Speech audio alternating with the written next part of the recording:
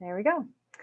Okay, so tonight we are talking about balancing our hormones. Now, there are tons of hormones in our body, and they do, amazing things every day.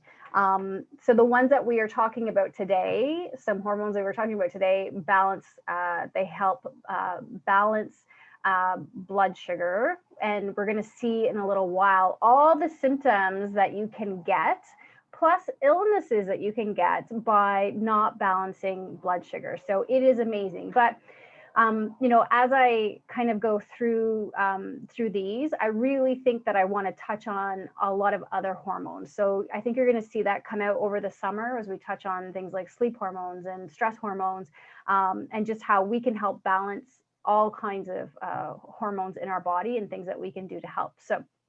Um, I'm a holistic nutritionist. I have 3 kids that are going to be done school soon, which is nice. Yay, summer. And I'm a Zumba instructor and a yoga fit instructor.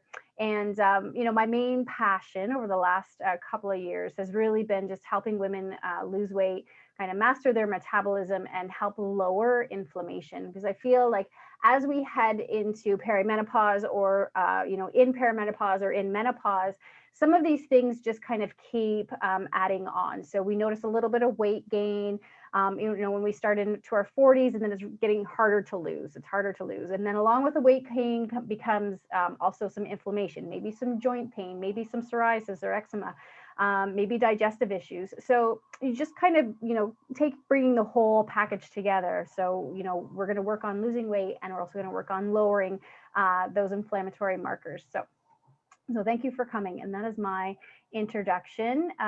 Few notes, you can ask questions in the chat box if you want. Question, have you experienced any of these symptoms before? And there is a long list of these symptoms, and these symptoms are really dependent upon what we are talking about tonight. So crave sweets, alcohol, or coffee. This one, this one was a big one for me. I always crave sweets, not so much alcohol and coffee, but sweets. Difficulty losing weight, as I said, as we kind of head into our older years or kind of mid-age, perimenopause, menopause, it gets to be difficult to lose weight. Need sweets after a meal. So it just doesn't feel like a meal is complete unless you have something sweet on your tongue. A big one here, your waist girth is equal to or larger than your hips. So I always like to take a measurement around my belly button. So around my belly button. So if that measurement is the same as your hips, or if it's larger than your hips, then that means that there's a little hormone imbalance. And I often, or almost always, get my clients to take that belly button measurement, because I am looking for a certain number, 35 inches and less. And less is going to indicate that, we are free from, metabolic diseases, are a precursor to metabolic disease. So it's a good number to know, just 35 inches or less. Increased thirst, frequent urination. This is why our body's trying to balance blood sugar. And so by doing this, it's going to make us thirstier, and then it's also going to make us go to the bathroom a bit more. Rely on coffee and sugar to get going. So if you're waking up in the morning and you're not, really feeling it, and you need that cup of coffee to get going. Crave sugar after eating it, which is, sometimes, if you have like a piece of cake and that's not enough, you want more cake. So it's just another symptom of unbalanced hormones. Blurred vision, feeling foggy headed, feeling shaky when hungry. So this is definitely unbalanced hormones. Get lightheaded if a meal is late, or get a headache if a meal is late. Night hunger, so waking up in the middle of the night, 2 or 3 a.m. and being hungry and needing to get something to eat. You still experience hunger after eating. You feel sleepy in the afternoon, and you sometimes have binged or uncontrolled eating patterns. So those are some symptoms that we're going to talk about tonight and what's happening. So if you answered yes to some of those questions, then you may need to balance your hormones.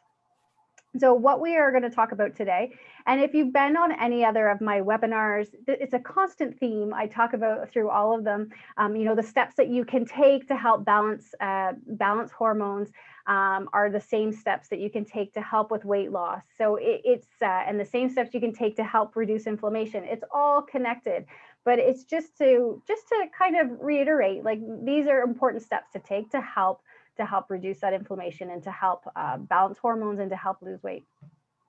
So we're going to implement 3 holistic nutritional strategies for better balanced hormones. Step 1, we're going to talk about reducing our sugar and simple carbohydrates. Probably the number 1 thing you can do. It is step 1, but it's absolutely the number 1 thing you can do. Step 2, we're going to talk about eating protein with every meal and why protein is important for balancing our hormones. And step 3 is to eat 3 or 4 meals a day, which is also very important for balancing our hormones, which may be, something different than we have been taught before or exposed to before. So what is the number 1 issue with all of these symptoms? Like, the number 1 thing that is the same kind of culprit behind all of these symptoms that we looked at before. And it comes down to unbalanced blood sugar and increased levels of insulin. And, sometimes, we think of unbalanced blood sugar being, something that we would associate with diabetes or being pre-diabetic. But there's other reasons why we should balance our blood sugar. And even if we've gone to the doctor, we've got some blood work done, and our blood sugar is within the normal ranges. Normal range in a blood test is a normal range based on the averages of all of the people that are tested for blood. So you may be different than me, may be different from that person.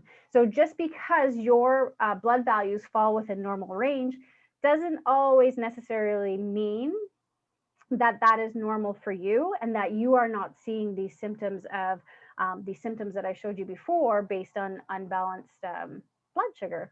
So, when we get into things like type 2 diabetes and being maybe diagnosed as pre-diabetic, our body is showing signs of insulin resistance. So what happens is that when we eat a carbohydrate, our body takes it.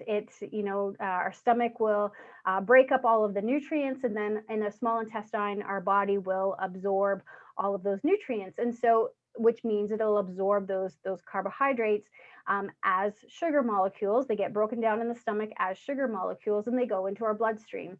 This sugar is used for energy, which our body needs. Our brain needs it. Our body needs it to move. So it's really important that we have carbohydrates to fuel our body. Unless you are on a ketogenic diet, then that's something completely different. But what can happen is when our body gets this sugar in our bloodstream, it can't get into our muscles without the help of insulin. So our pancreas releases insulin, and then insulin will grab onto the sugar molecule and take it to where it needs to be.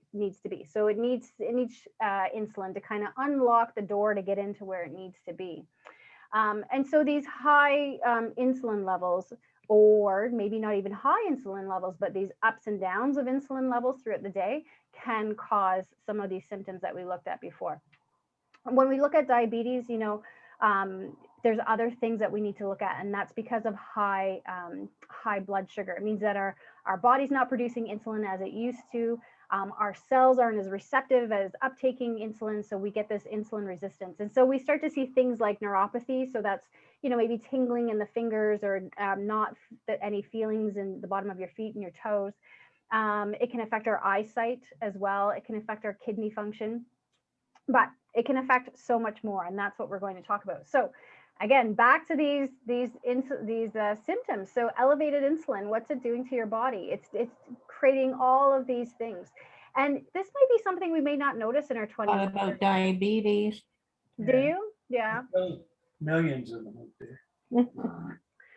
So Yeah, so this is what elevated insulin is doing. Like it's creating a lot of these symptoms that may not even be related to, you know, to diabetes or to your blood sugar in general, but just the increase of insulin is can be leading you in this direction. And then the other thing that elevated insulin is doing to your health, so every time that your body produces insulin, is that it can also increase your triglycerides and your cholesterol levels. So, you know, if you go to the doctor, you get your blood work done, and the doctor says, oh, you've got high triglyceride, high cholesterol levels, we need to lower your fat intake. Absolutely very important. Lower your fat intake so those numbers can lower, but you need to also pay attention to your insulin levels and how often, how much your body is producing insulin. It increases your stress hormones like adrenaline and cortisol. So those hormones get you up and they get you ready to go.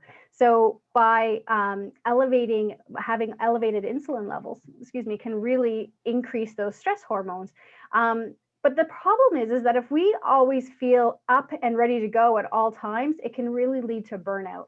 And that's when we start to rely on sugar and coffee and chocolate to get us going, because we've just experienced burnout. Our stress glands cannot produce any more adrenaline, it cannot produce any more cortisol, and we just are looking for anything to try to give us the boost we need to start our day or to have a meeting or whatever it is. And then also this correlation, like high stress hormones can lead to high blood pressure. And I've seen it even with my father-in-law. Very stressful job when he was working led to high blood pressure. So those stress hormones kind of react that way. It leads to fat synthesis. So every time that we produce insulin, we are telling our body to store fat, which is the unfortunate circumstance and why it's so hard for us when we're in our 40s and 50s and 60s and 70s to lose weight, especially around our abdomen. That's where it likes to store. It also decreases melatonin, and melatonin is the hormone that is needed for us to go to sleep. So if we are not producing enough melatonin, we're going to have trouble getting to sleep. We're probably going to have trouble getting to sleep. We're going to have trouble staying asleep, and it may even prompt us to wake up at 2 or 3 in the morning to get something to eat to get us back to sleep. And then the last one is it decreases our DHEA, which is the mother of all hormones. So we think about estrogen, progesterone, testosterone. So it decreases that hormone as well. So pretty significant. Insulin itself is a hormone, so pretty significant hormone to be affected. It just has this waterfall effect. Now, based on your genetics and your environment, it's going to affect everybody a little bit differently. But it's just, it's just good to know that this is elevated insulin can be doing these things to your health. So, from my own experience, like not having regulated insulin definitely increased my stress hormones, and then it also led to fat synthesis around my belly button area. I was having a really hard time getting to sleep at night. So just being able to, and then it also was affecting my menstrual cycle. So just being able to balance those things, balance my insulin by applying these 3 steps, I've been able to reduce my stress hormones. I've been able to reduce my fat around my stomach, and I've been able to get a better night's sleep. And I've been able to balance estrogen and progesterone. So let's dive in. So step 1 is just to eliminate your sugar and simple carbohydrates. So break up with sugar, start reading labels and reducing sugar and simple carbohydrates. Choose low glycemic sugars like maple syrup and honey, and then coconut palm sugar is another one. So I prefer these sweeteners. I did go through a phase where I was using stevia monk fruit, still use it here and there, but I would say most often I choose maple syrup and I choose coconut palm sugar. And that seems to work well for me. I find sometimes if I do go to the stevia or the monk fruit that has 0 sugar, my body seems to just crave more sugar afterwards because I didn't really get it. So it's better for me to just have a meal that, or like a treat, I guess, that is sweetened with honey or maple syrup or coconut palm sugar, because I can have 1 or 2 cookies and be satisfied with that and not crave anymore.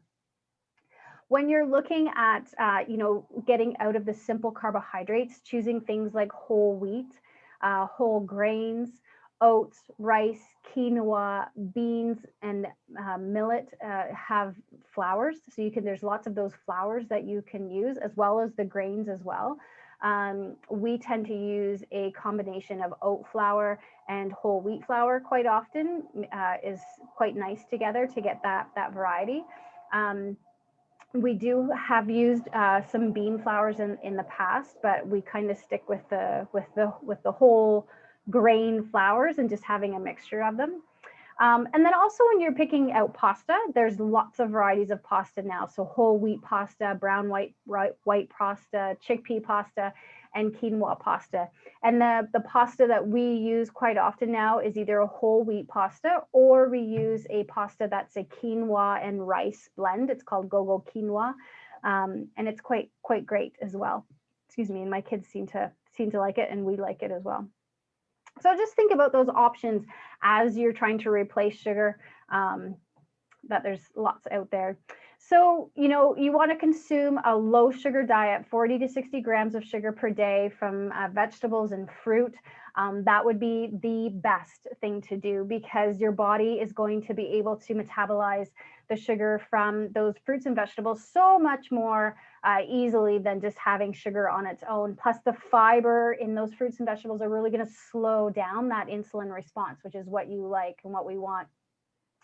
So when you're buying a processed food, just read the label, and if sugar is an ingredient, then no more than 5 grams per serving, and you'll see that on the back of the package. And like I said before, just look for whole grain products and products with beans. There's so many out there now to choose from. And it's really great to have a variety. So, switch it up every week or every couple of weeks, which is, you're just going to get so many more nutrients from that, which is good. Okay. Step number 2 is to eat protein with every meal. And protein really balances blood sugar, which means it's going to reduce the amount of insulin that is being released from your pancreas. And it produces glucagon, which is the opposite hormone to insulin. So if we think about insulin creating all of those symptoms that we saw before, glucagon is going to shut insulin off, or it's going to lower it. So that way we're not getting susceptible, I guess, to all those symptoms. So, eating protein is just going to help balance our blood sugar, and it's going to keep our energy really steady throughout the day. So not only do we get this effect of lowering insulin, but we get this steady energy. So we're not craving and binging all day either. And like I said, it reduces cravings. So, what is a lack of protein doing to our health and hormones and inflammation? And this is just kind of a side note, but, besides protein just helping produce glucagon and help balance blood sugar, when we don't eat enough protein, we reduce the healing in our body. And protein breaks down into amino acids, and these amino acids are building blocks for all of our tissues in our body. So if you are dealing with inflammation, that's your body's way of trying to heal. So it's creating an immune response to try to heal. But if we don't have the building blocks to try to heal, then it's just going to be this ongoing process. So having enough protein to help give our body the building blocks to heal is going to help. It reduces our metabolism. So as we age, our muscle mass decreases a lot. So we need to be doing things like strength training to help build up that muscle mass. But also with the strength training, we can't build the muscle mass unless we have the building blocks to build the muscle mass, which is protein. So making sure that we're eating enough protein to just keep our metabolism raised, especially if we want to get rid of that belly fat that we carry. Causes unstable blood sugar and therefore unbalanced hormones, which we talked about. It reduces our immunity, which is, really something important in the world that's happening right now. Again, protein breaks down to the building blocks of all of our tissues, including our immune system. So if we are not eating enough protein, we're not going to have those building blocks to help support our immune system. So that's the definitely important to have protein for that, to get those amino acids. And then it just produces weakness, because again, if we're not supporting those muscles, then we're not going to have the muscle mass to support us, and we're just going to get a little bit weaker. So lots of reasons to eat protein besides just balancing our blood sugar. So you want to eat protein with every meal. Take 2 bites of protein first with your meal. And this is really important, especially if you're experiencing any of those symptoms. So 2 bites of protein first with your meal.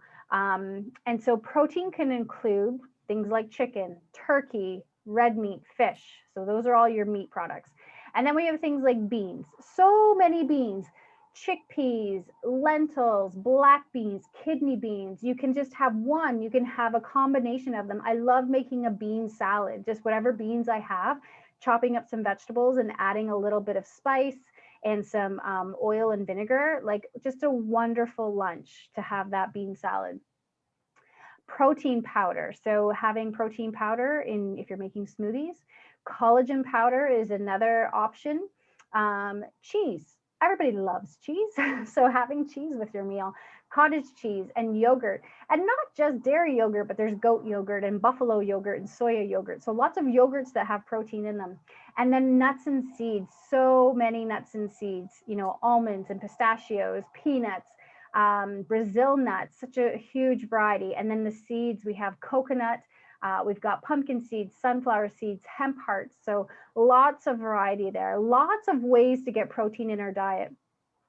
So how much protein do you want to have? So if you take your desired body weight in pounds, it equals the maximum amount of protein in grams that you need. And this would be the maximum amount you would need if you're doing major muscle building. So if I say that my desired body weight is 140 pounds, so that would be 140 grams of protein would be the most that I'd want to eat in a day.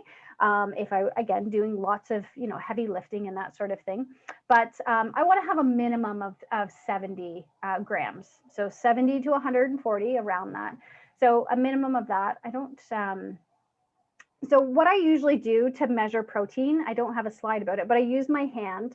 So the palm of my hand and the thickness. So if I'm having any kind of protein, that's what I use to measure. And that's how I know I've got enough. So if I do that 3 times a day, I have enough protein in my diet to sustain me and to sustain my activities. So, you know, chicken, any meat, that size. Also, if I was going to have beans, I would try to just kind of see, you know, have the beans fill that part of my hand.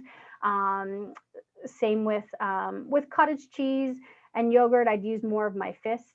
And nuts and seeds, I mean, you probably just use what's in the palm of your hand. So do a little cup, and whatever fits in there is probably enough for your nuts and seeds. Yeah, so some meal ideas with protein. So I love full fat yogurt with berries. I have it almost every morning. I love goat milk yogurt. So I usually have goat milk yogurt with berries. Bean salad, as I said, and I usually have this quite often during the week. And I just love getting a variety of cans of beans. And then I'll use, you know, chickpeas. And then the next day I'll use up the rest of my chickpeas and add kidney beans. And I'll just keep doing that. So I have this nice variety of beans. And just making a plate of food with like cheese and cucumber and whole grain crackers. So you're getting all of those lovely things. And then chicken, broccoli, potatoes, you know, something easy. That's something that you would have at dinner, but always having that protein element in. So it doesn't have to be fancy. It doesn't have to be hard. You just have to be mindful that you're getting that protein in. So step 3 is eating 3 to 4 meals a day, which may contradict what you've heard in the past.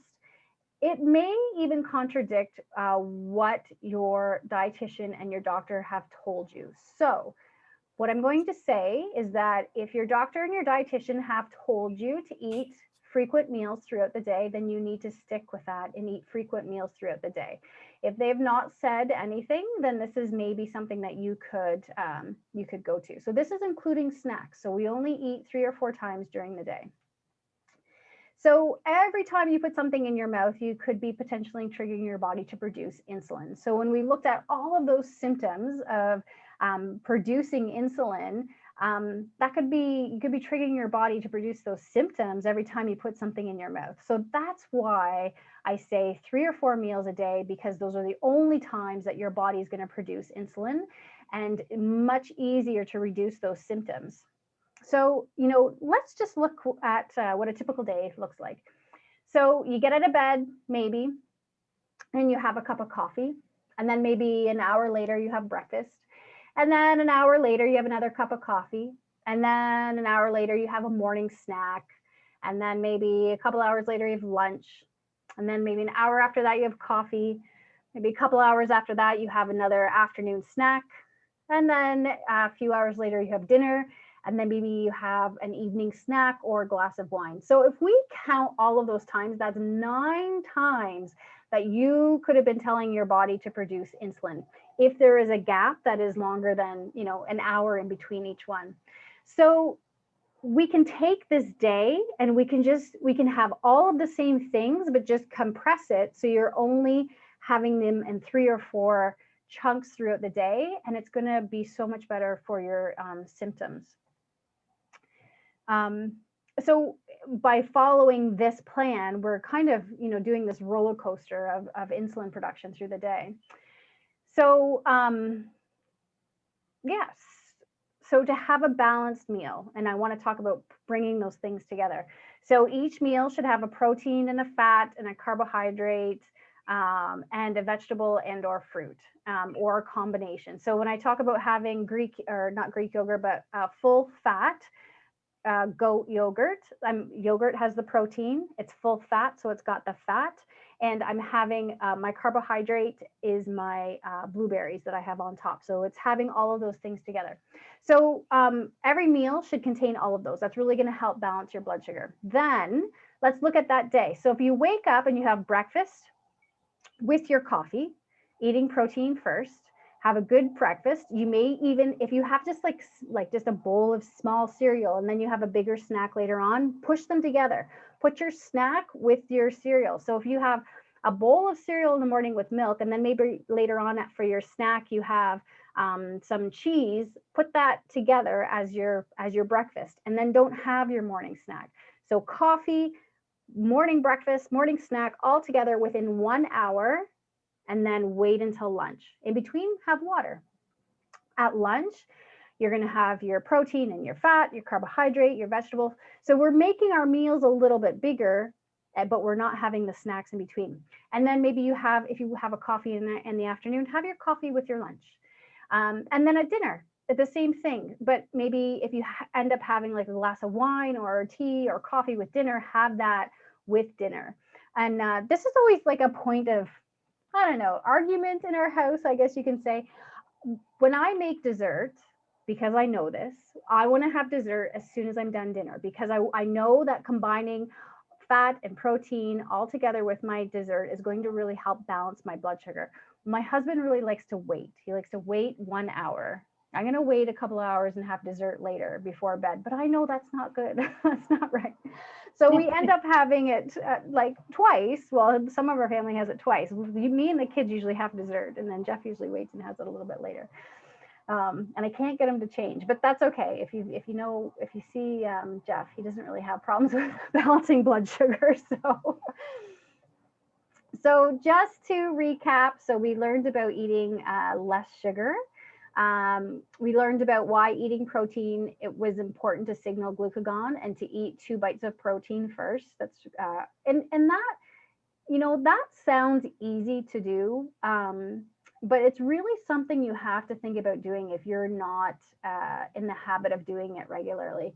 I have to remind myself quite often to have those 2 bites of protein first. And I've been doing this for a long time, but I see my plate of food and I usually go for the vegetables first because they look the prettiest, they have the prettiest colors, and I've usually cooked them well, or, done something fancy with them. So my eyes are drawn to the vegetable, but I have to remind myself, have some protein first, then dig into your vegetable or your fruit.